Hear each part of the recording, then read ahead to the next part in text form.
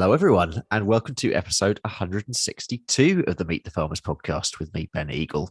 Today, we are heading to Norfolk, wonderful Norfolk, to talk all things horticulture with Jack Pearce. Jack's a director of Alfred G.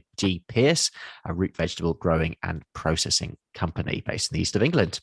He's the third generation of his family in the company, which supplies food manufacturers and retailers across the UK and Europe with a range of processed veg. The business was started by his grandfather, Alfred, in the 1950s and now supplies around 30,000 tonnes of prepared ingredients with a speciality in carrots and parsnips. And he's done a few things along the way as well. Jack, welcome to the podcast. How are you doing? Yeah, not too bad. Thanks for having me. Oh, it's a pleasure. Tell us about your part of Norfolk first. Where are you in Norfolk? I know Norfolk fairly well, but it's funny. Everybody always sort of says, "Oh, yeah, you're from Norfolk. You must know so and so." Norfolk's actually, I think it's the fourth biggest county, or it's up there as one of the biggest counties in the UK. So it is quite a big place. So we're based in West Norfolk. okay. So we're sort of quite far away. Not a part of Norfolk I know well. Yeah, and it's sort of we sit sort of on the the west side of Norfolk, close to King's Lynn. So our business is based a few miles from King's Lynn. I live up in a place called Heacham, which is close to Hunstanton, so up on the coast. Nice. Northwest Norfolk coast, which is lovely. A lot of people know Sunny Honey, Hunstanton. Yeah. Trips up, especially from sort of Leicestershire or Lincolnshire, places like that. A lot of people travel up to our way in the summer, which makes it busy this time of year. Yeah. So where we're based from a farming perspective, we're very close to the fens. We're sort of at a bit of a crossroads, really. Sort of we're on the edge of Cambridgeshire, the edge of Lincolnshire. So we've got a mix of like fenlands, proper fenlands, silts and farmlands. Yeah. And sort of King's Lynn, as you go over the river, it's sort of you sort of enter Norfolk and it starts to get slightly hillier. The soils around us are very, very sandy. Yeah, I was going to say, because it's just an interesting place, isn't it? Because I'm guessing it's mostly sort of reclaimed. Yeah, so sort of towards the coast, it is slightly more. But if you go sort of north into North Norfolk, you get into sort of what I would call like proper arable country. It's sort of slightly chalkier, not great for growing root veg and things like that. Horticulture, it's more just a traditional arable land. There are patches where we do grow some carrots and parsnips and things like that, and onions. But where we're based in sort of around King's Lynn, you've just got this real mix of different land types.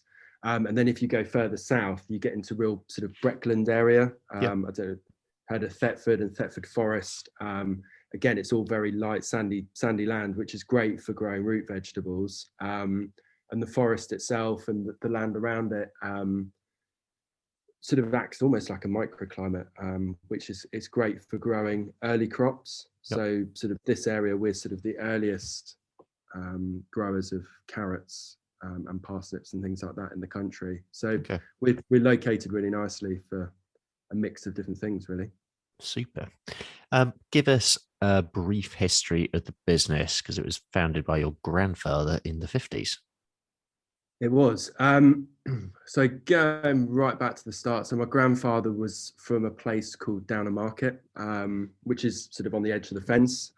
His father was a smallholder. So he sort of grew vegetables and just sold them into a local wholesaler. And at that time and in that area, there was loads of sort of small sort of family, almost allotment operations. But at the time they were growing produce, and there is still a few of them around sort of Wisbeach, Downham Way, but very, very, very sort of few and far between now. But at that time there was a lot of them, and that's what his father did. Very, very humble sort of growing and sort of business. But my grandfather, I think he was one of 7. He was the youngest of 7 kids. And I don't know where you've got to make his voice heard then. Yeah, he just had this like massive drive to be a businessman, but he recognised, I think he saw what sort of the middleman and the wholesalers were doing in terms of making the money. They were the ones making the money. It wasn't, his father and the family, etc.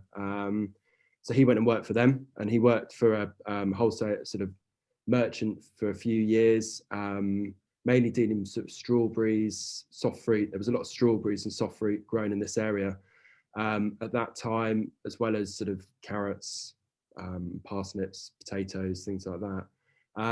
I think he suddenly saw sort of an opportunity in selling into canning at the time. So in King's Lynn, there was a big Campbell's factory, but all up the East Coast, there was a lot of canning companies, some around Wisbech as well.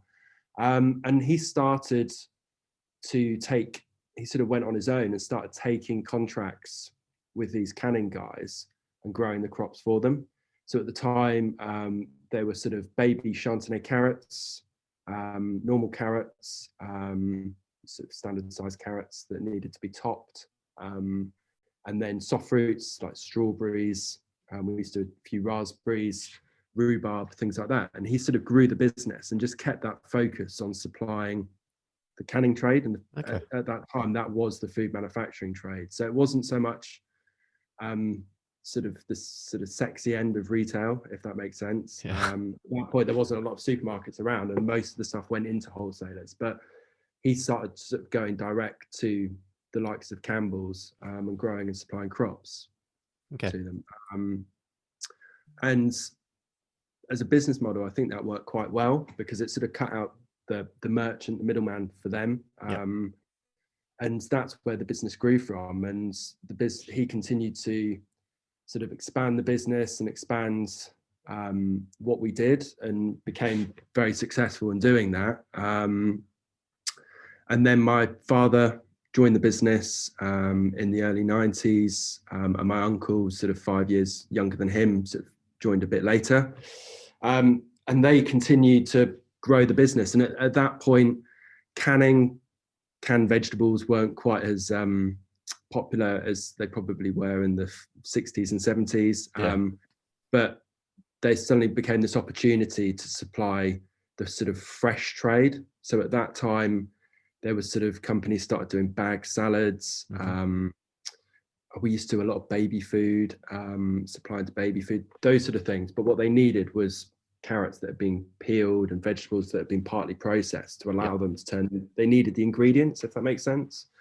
So we went into preparing vegetables for those sort of companies in sort of the late 90s. And then again, my sort of father and uncle have taken the business on from there and expanded it into sort of the business that it is today. We employ about roughly 100 people. We turn over circa 22 to 25 million, depending on the year. But it's a bit of a weird business, really. I sometimes don't feel like a proper farmer. So we grow carrots, we grow parsnips. I have to say, I'm not out on a tractor every day. I was talking to my wife about this last night because you sent me those questions. And she was like, "Are you really a farmer?" She was like, "You basically just do vegetable admin." It's always the ultimate question. Everyone has a crisis of identity.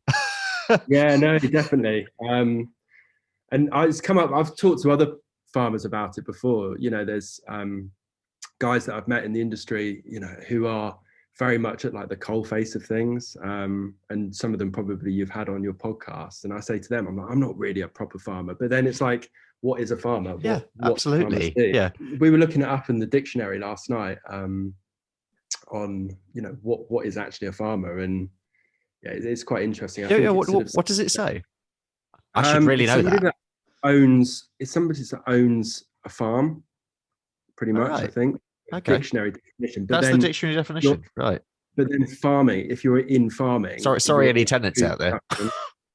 Yeah, it's so it is I find it fascinating because I think farming is such a diverse industry, and people just have this image of a farmer standing in a field with a tractor, but actually farming and food production is a big business in the UK. It underpins that we do as a country, because if we can't eat, the country falls apart. Exactly. But there's so much scope in that. It's a really broad industry. Yeah. I would say we're at the slightly more commercial, industrial business end of it. That doesn't mean that we're not in farming, if that makes sense. No, completely. So you're employing around 100 people. I mean, what's your role? Because you're in business development, aren't you? Yeah, sort of my roles sort of developed or changed over the years. I'm sort of director, so I sort of get involved in everything nowadays. Yeah. But yeah, traditionally, I've come through sort of more of the business development side. So I've always looked after the commercial side, customers, looking at getting us into new products, new avenues of, that sort of thing, which I really enjoy. I also do get involved in like the technical aspect of it, which, because we've got a food production site, and we're peeling vegetables and we're creating ingredients from vegetables, the technical burden's quite intense as well. Yeah. And there's quite a lot to that. So yeah, it's quite a broad role, really. Okay. And how many growers are you working with? How many other growers? So it depends on the crop. So our biggest sort of on the prepared side, so we produce around 16,000 tons of prepared carrot ingredients a year. So that's sort of diced, sliced, shredded carrot, etc., etc. So by volume, that's our biggest line. Yeah. I'm trying to picture how many swimming pools that is. It's quite a lot. I'm rubbish with numbers, so don't ever let me. So right, it's just like scale. It's like things like that. Some people are so good at just rolling them off the tongue. I'm absolutely useless at numbers. I'm a bit dyslexic in that respect. So you have to excuse me if I get a bit of a muddle. But yeah. So in terms of the carrot side, we as a business, AG Pearce, we grow all our own early carrots and our late season carrots, because they're the two parts of the seasons that are like most problematic. Yep. So we take that in-house and we control it ourselves. And then we have a fantastic partnership with an estate, the Elvedon Farms, Elvedon Estate, which is based sort of on the Norfolk-Suffolk border. It's so big, I think it crosses both. It is the biggest ring-fenced lowland estate in Britain. Yeah, it's the Guinness family, isn't it? It is, Lord Ivor, yeah. And they're an amazing farming operation, and we've worked with them for 20 years. So they grow we grow most of our main crop carrots there. That equates to a horrendous number. I think it's about 30,000 tons of carrots every year. And that's an amazing resource for us, because one of the challenges with a lot of horticultural products is the rotation. So carrots, it's 7-8 year rotation if you want to be sort of wholly sustainable. Wow. So trying to find lands that is, what's been on it before, you've got good irrigation, it's the right soil type, it's sometimes quite challenging. And as carrot growers and root veg growers, we're quite nomadic. I had a retail buyer once say to me that I sort of said to me, so you own all the land that you grow on? And I said, look, I put it this way, if I owned all the land that we grew on, I wouldn't be sitting here. I'd be sitting on a yacht somewhere. I definitely wouldn't be putting myself through the stress of doing what we do. So as landowners, we're very, very modest, because we own, for example, a 130-acre farm ourselves near King's Lynn, and in terms of actually what we can grow on it every year, we can only ever touch it every 8 years. Wow. So the access to the amount of lands and sustainable land ring fenced in on the Elvedon estate is really, really great for us. And we work really closely with them in terms of the agronomic side, as well as the field operations side. But it's perfect carrot land. So we're quite lucky. So in terms of the amount of people we work with, there's us, Elvedon, and then we have a couple of other sort of smaller specialist growers that do the really early part of the season.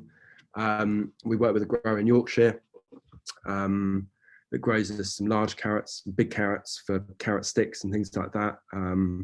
But apart from that, it's quite a small pool nowadays.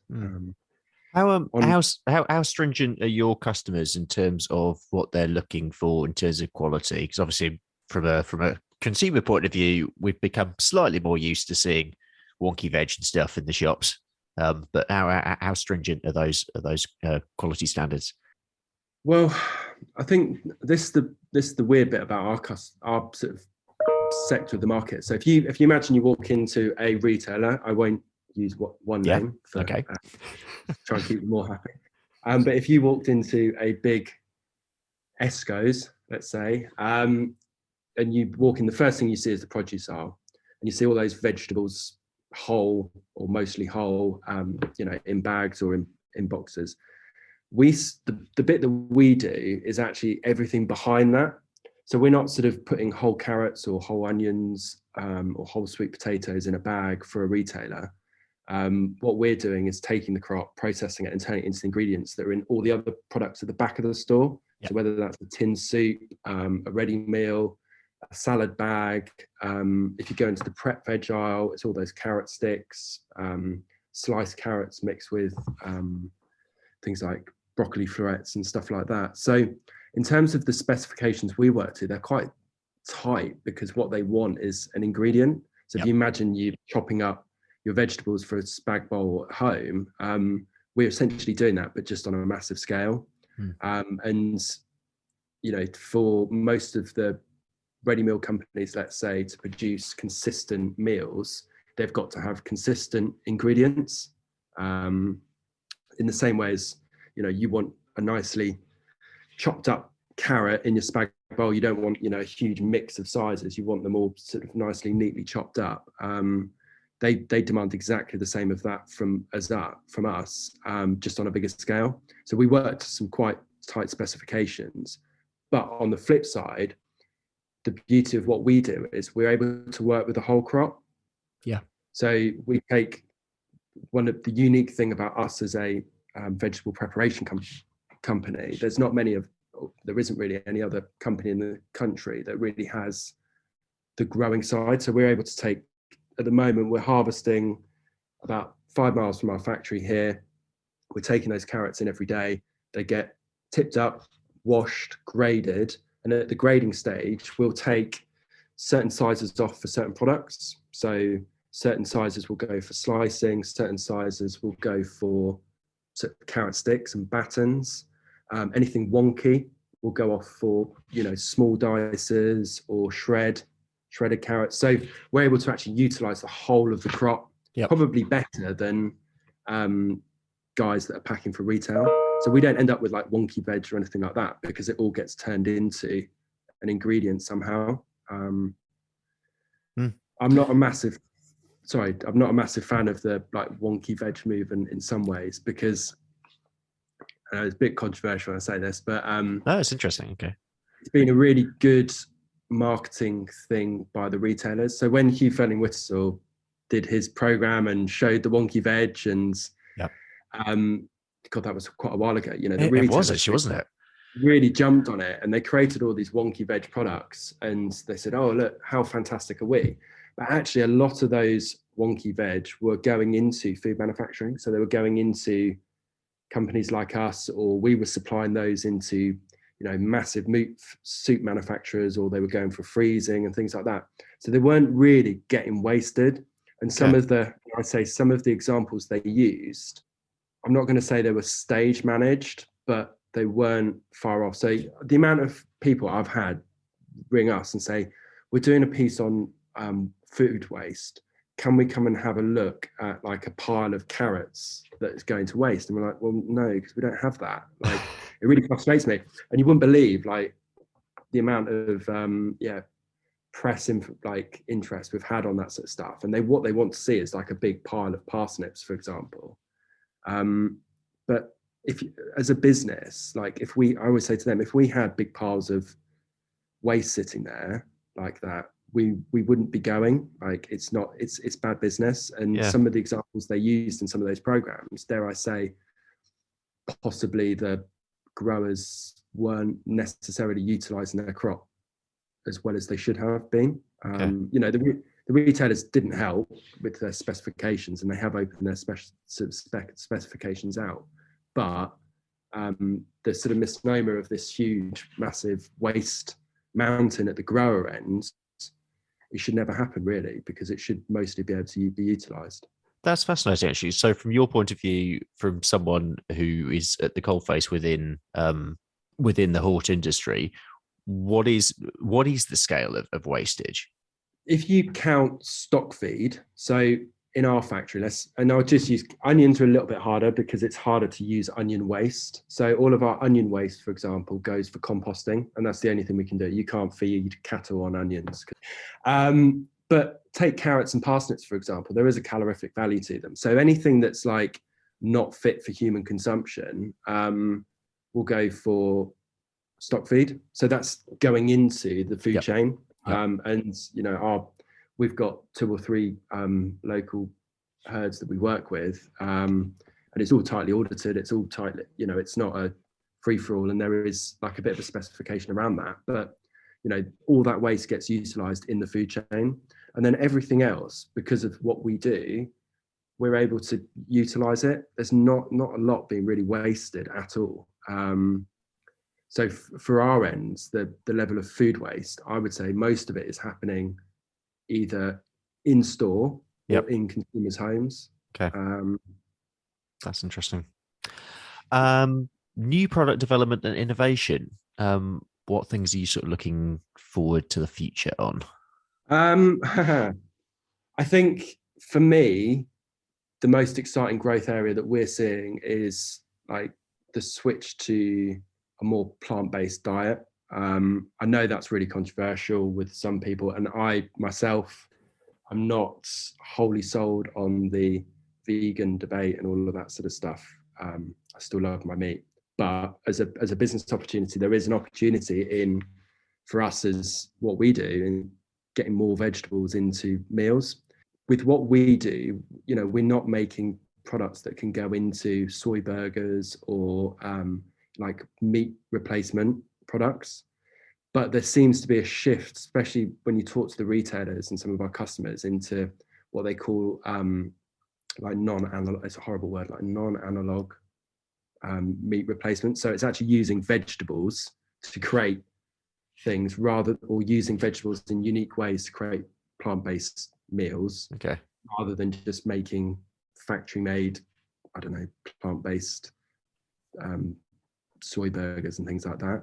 Yeah. So that's definitely increased the amount of innovation that we're doing and creating new products. We created a product a while ago. It was a lasagna sheet out of butternut squash. So we take a butternut squash and we slice it. Even if it just increases veg consumption, I think that's a good thing for people's health. But yeah, so that's created a real opportunity for us to be more innovative and think about, how do we use vegetables in different ways. And one of the things I really like to see, and I do at home, is, I personally, we buy better quality meat, but less of it. So we've stopped buying so much meat from supermarkets and things like that at home. And there seems to be a shift towards, and I hope it does continue to go this way, into people buying maybe slightly less meat, but paying more for it, and then bulking up meals with more vegetables, and using that as a way of sort of increasing the volume of the food we eat. And I've been doing that definitely more and more with curries and things like that at home. And that seems to be the way that the retailers are trying to push things as well, is trying to create ingredients or packs to help consumers do that at home themselves, rather than just continually push the plant-based meal replacement thing, or meat replacement thing, which I don't think is the answer either. Let's talk a little bit about you. Life growing up. Do you have any memories of the business growing up, or were you fairly detached from it? Unfortunately, no. It's been all my life, really. Yeah, I've got sort of really memories. My dad used to always bring me around the factory as a kid. You wouldn't be allowed to do that now, for health and safety reasons. But I remember climbing up on graders and things like that and going down. I used to love going and seeing the factory. In those days, it was quite a bit more primitive than it is now. But yeah, going to see the grader and all these conveyors and product being moved around and going into the fields. We used to have, at that time, I was only living down the road from our sort of farm. And at that time, our farm, we were growing sort of rhubarb on it. So I do remember all the rhubarb, and rhubarb remains in the same field year on year. And I remember eating loads of rhubarb as a kid, and he used to always bring home like tins of strawberries and things like that. Yeah, so I've got fond memories. And then as I grew up, I started getting involved a little bit in the business. I remember I probably was a little bit naughty or / lazy at school. And I remember I used to get particularly bad school reports. And whenever I got a bad report, I'd get like a week's grace period, because I knew the reports would always come out like a week after the end of term. So I'd have like a week of my mum and dad being nice to me. And then the report would come. And I remember I was about 14 at the time, and I got one report, and my dad was like, right, you're going to forget this summer, like you're working at the factory. I went down, and to be fair, I did get a cushy job. I was working as a QC in a factory. Okay. But yeah, so I started pretty early, and that taught me a lot. It wasn't always easy being the boss's son, especially in the factory. I used to get a little bit of ribbing, which was quite fun. Yeah, I can imagine. But I loved it. I loved the banter, and I loved sort of getting involved. And I guess that's why I ended up eventually ending up in the business. We also do a lot of export, and we import a lot as well. And I used to get taken out of school like during term time, actually. And like if my dad was going down to Spain or meeting growers down there, or customers and things like that, I used to go with him. I remember like sort of aged 14, 15 being like long lunches in Spain with Spanish growers who just loved to try and get me as pissed as possible. And actually now it's really embarrassing. I deal with buyers that knew me when I was at that stage. And there was one particular trip that 2 of them were on, and I have to deal with them now as like a 33-year-old. They remember me. We had like a really long lunch, and then pretty much went straight from lunch to dinner. Yeah. And I think I got about a beer into, I must have only been 14 or 15 at the time, got a beer into sort of dinner and had to just like run out of the restaurant. I just threw up all over the street. I had to go home, and they still remind me of that now. Like they're a lot older in their careers, but yeah. So I've been knocking around for quite a while, even since I was sort of fairly young. You went away to uni. Where did you go? What did you do? I went to Newcastle. So quite far then. Yeah, I disappeared off to Newcastle mainly because of the academic reasons, obviously. No, I just fell in love with the city. I'm really into surfing and kite surfing and stuff like that. So I had to find a university that was close that I could go surfing and sort of kite surfing a lot as well. Yeah. So and you didn't fancy Falmouth then? Yeah, that was one that was on. I think I applied for like Exeter, Falmouth. Where else did I apply for? A few other coastal ones, I think Cardiff. Yeah. Okay. And then Newcastle. But I didn't do agriculture at uni. My dad really wanted me to do like agribusiness or something like that. But I was like, no, I'm not going into agriculture. I'm not going into that. I want to go into marketing. Yep. And at the time, I wanted to actually go into sports marketing. Okay. And potentially, like, I wanted to work in sort of extreme sports or something like that. That's okay. Like other real big passion at the time. And it was whilst I was at uni really that I don't know, I just started, I've always loved food, and I think I started getting that connection. I started doing some work on my dissertations and things like that back with the business. And that's when I started thinking, well, actually, you know what, like I do love what we do, and I do love food. And I ended up, joining the business straight out of uni, which I definitely was never going to do when I was even in my second year at uni. I was applying for jobs outside of in London and things like that. But I'm 100% happy with what I did and the way I went. But it was always planned, if that makes sense. I mean, tell us about this food services business that you set up, which is sort of supplying restaurants with local and specialty produce.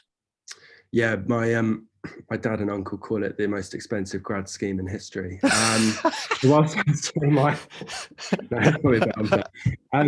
when I was doing my dissertation, I was doing it around food marketing and food supply chains. And I had some friends that were chefs. They hadn't gone to uni, or one of them had dropped out of uni and had a pub up here in Norfolk. And it was just through that I was talking to them, and they were like, oh, we really struggled to get like local produce, we struggled to get good quality produce and things like that. And I was like, well, I know quite a lot about produce actually, and I suddenly realized I had quite a lot of contacts. We grew some ourselves, and I was like, maybe there's something in this. So I ended up leaving uni and saying to my dad and my uncle, I'm like, yeah, I'm going to join the company, but I want to do this. Okay. And they were like, okay.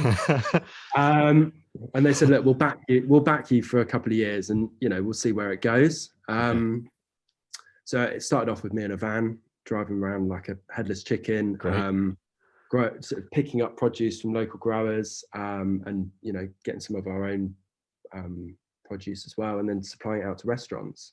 And the business, we sort of grew from that to that we ended up employing about 25 people. We're turning over a few million a year in 5 years. Wow. The challenge was it's such a hard industry to make money out of. And the commercials, even though you can have like all the passion and love for what you want to do, but sometimes I learned a hard lesson, like you have to try and turn that into a commercial animal, and that's really difficult to do. And especially sort of in that sector is really, really hard work. People don't realize, just from the restaurant end of things, like the supply chain in that, there's so many people that basically give up their lives working in the middle of the night. The wholesale markets down in Spitalfields, New Covent Garden, those guys are just mad. They start work at 9 o'clock at night or whatever, and they finish at sort of 8, 9 o'clock in the morning, and that's their lives. And they live this like nocturnal world of restaurant supply that happens all overnight, because chefs want to place an order at 10 o'clock at night when they finish shift, and they expect the delivery to be there like 8 o'clock the next morning. And they'll be leaving up sort of an order of, they'll want 20 kilos of carrots, 10 kilos of potatoes, they want physalis, they want bananas, they want everything, and you've got to try and pull that together and deliver that the next morning. And it's crazy. I have a lot of respect for that part of the industry, because nobody really talks about it. Absolutely. It nearly broke me in 5 years. So how people go and do like 20 years in it, it's just mad. But it's good fun. It was a real education for me. Yeah, fascinating. So when did you actually join the family business? So we sold Alfie's. Another company came and took it over. Okay. Based in Essex, actually. I'm trying to think. That was about 10 years ago. Yep. So I've now done sort of 10 years sort of working full time in the business. It's been a bit of a learning curve. It's completely different. It's very commercial. I'm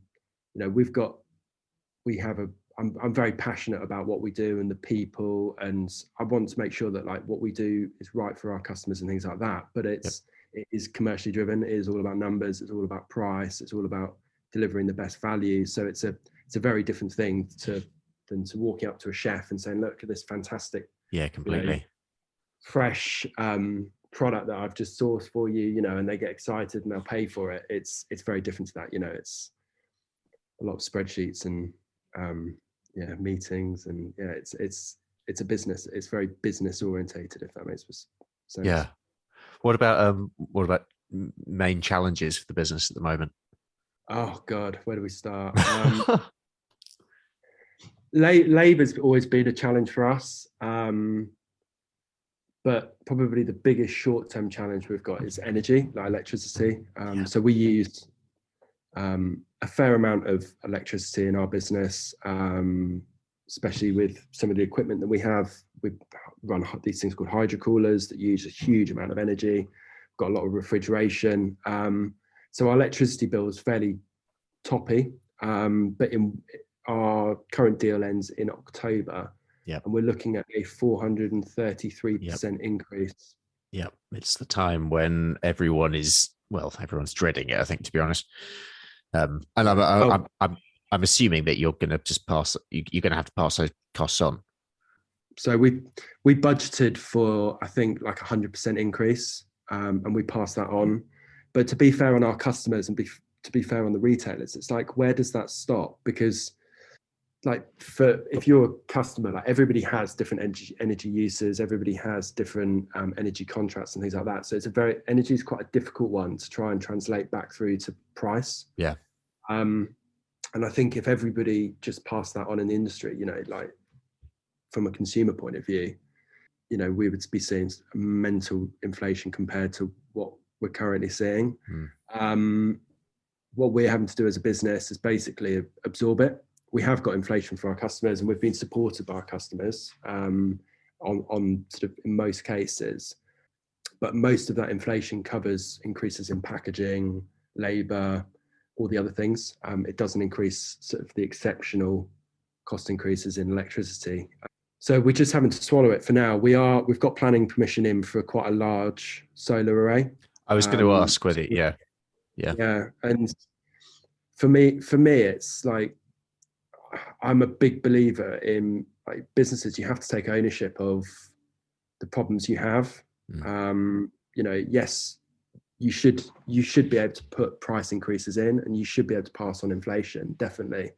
But if there is what the consumer can't do is pay for the industry's inefficiencies, and that's not like a dig at the industry, because us as a business, we haven't done anything about solar before up until now, and we're having to react to it sort of post the problem, if that makes sense. In hindsight, we should have been doing this 2 years ago, but it wasn't top of the agenda, and that's hindsight's a wonderful thing, and every business always has challenges every year. But for us as a business, we're investing in solar. We're fortunate to have the land next to the factory, and we're hoping to sort of we're aiming to get about 60% of our energy for our factory from renewables. And we can do that within a year. So we're just having to mitigate that through renewables as opposed to just passing that price on. Because if we did that, we wouldn't be competitive in the industry, and we'll probably be out of business in 2 years. So it's it's a massive challenge, but we just have to meet it. And that's what our business has always done every year. And that's why we're still going after, my grandfather started it 50 years ago. If we just sort of failed at every challenge, we wouldn't still be here. We just got to keep pumping on. Exactly. Opportunities though as well. What's the opportunity going forward? I see like our sector of the industry has probably got slightly more consolidated year on year. So there's less people in it. We're becoming bigger to our customers. That creates opportunities. It also creates a challenge as well, because there's less competition in the marketplace. One of the things that we're quite a small part in size versus our customers, the food manufacturers and the retailers. We're tiny, and that I think is something that's faced by most farmers or agricultural businesses or agri-businesses. We're all as individuals quite small versus our customers, so the economics of it makes it very challenging. What we sometimes see is, whilst you're sitting here and you think the market's consolidating and you think, okay, there's less competition, you can't just go and put your prices up, because your customers and the retailers will always engineer a way to readdress that balance, so that whether that's pumping up another potential company that could do what you do and getting them to invest in the equipment and the facilities to match what you do, to create that capacity back in the marketplace. We've seen that plenty of times over the years, so we have to be a little bit careful. But there is an opportunity in the fact that there is less people doing what we do. I would say we've got the expertise and the experience in what we do, and we do it well. So if we continue to just try and be the best at what we do, I see, our business, there's a great opportunity in the next 10 years. I want to try and push our business into more added value as well. Okay. So at the moment, we create fresh ingredients. I want to try and add further processes to those as well to create, new and innovative products. I've been working with drying, smoking, cooking, playing around. I've made carrot bacon, for example.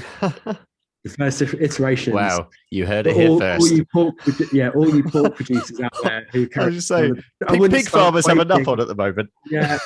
I don't want to worry about carrot bacon as well. No, I don't think they shouldn't be quaking their boots. Trust me. Some of it tastes awful. Carrot hot dogs as well. But, I am starting to get there. And there are interesting opportunities. Because like I said before, if people are going to eat, meat replacements, I think they should be eating things that are made from vegetables or something natural rather than something that's created in a factory that's got 1,000,001 ingredients. It should be clean label, and it should be as natural as possible. So that's where we're sort of trying to take things for the next step in the future. Yeah, definitely. I'm not going to be challenging too many people in that respect, I don't think. Let's start to wrap things up. We always finish the show with the same two questions, which I'm going to ask you now. The first is, if you have a message for the public, what would it be? I could go on and on about this one. I think I'm very passionate about, I think as an industry, we need to do more. And I think this podcast is brilliant. And I think as an industry, we need to find more innovative ways of communicating better with the consumer and the customer. And particularly in like urban young areas.